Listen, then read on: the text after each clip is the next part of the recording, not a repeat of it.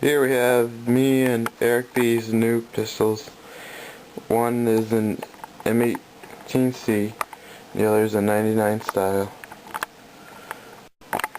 You just load these like a regular magazine with a speed loader, and these are semi and fully automatic. You set them by the under switch on the underside of the barrel. I don't know if you can see it, but it's the other side. And they're both the same, just different handled style. They're pretty much the same gearbox, everything.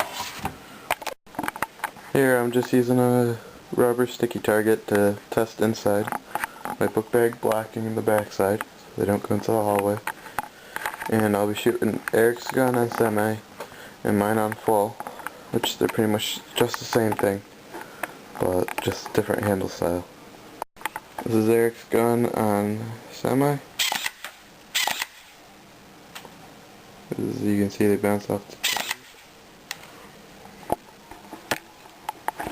target. And my gun fully auto.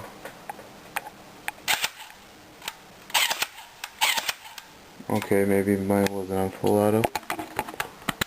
Here we go. See, changed it from the underside. Just hold down the trigger, and it's on full auto.